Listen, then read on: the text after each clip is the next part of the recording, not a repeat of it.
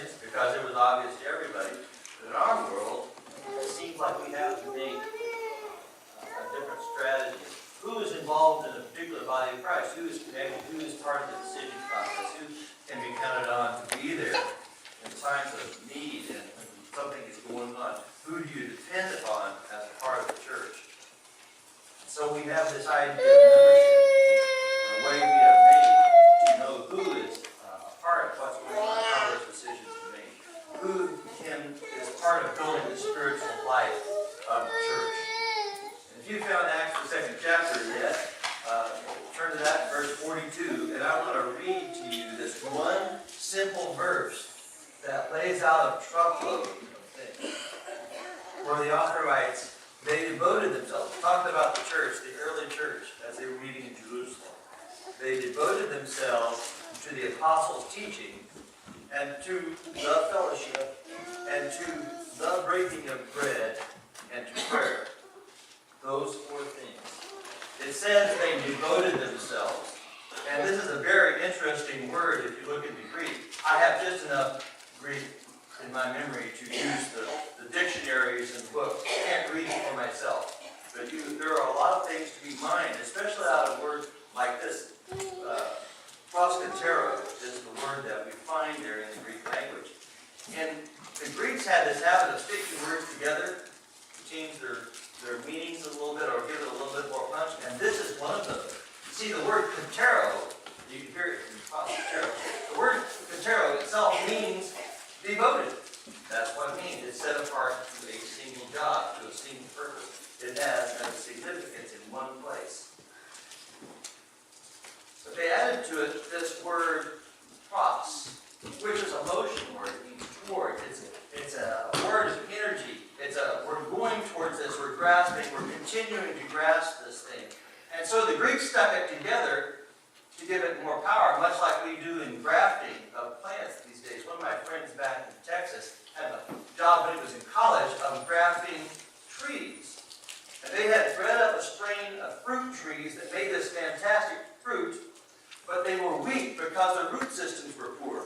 You got strong genetics in the fruit production, but poor genetics in the root system. So what they were doing is they cut off the top of this hybrid tree and grafted onto the root of a wild plant, a wild fruit tree, and make them bond so that they would have the strength of both. And that's exactly what Paul's doing here. He's using this double punch word to really hit home what he has to say about the church and what's going on there. That is Luke.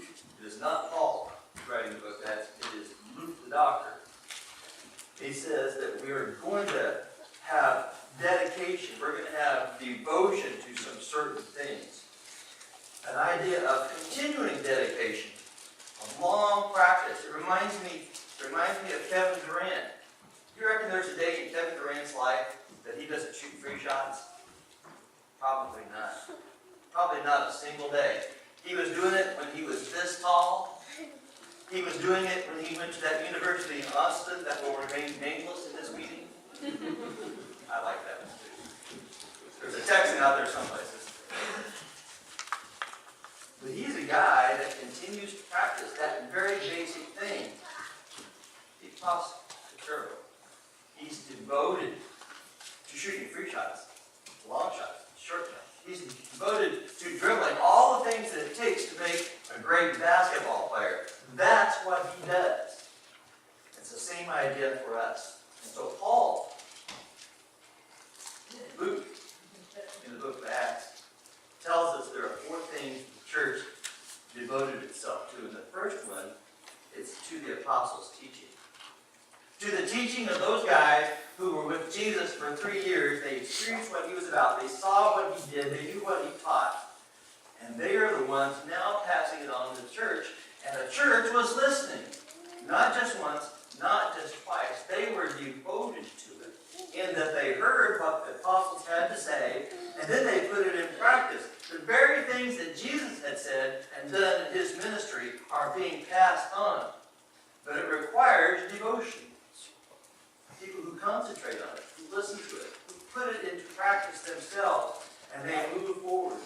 And certainly, they were told about who Jesus was, that he was born of the Virgin, that he was raised from the dead, that he did the miracles, and he made the teaching that the world had to be a changed place. He taught that it's something more than just intellectual change. It's like he told Nicodemus, he said, you must be born again. That scripture we read at the beginning of the service, you must be born again. Change from the core out.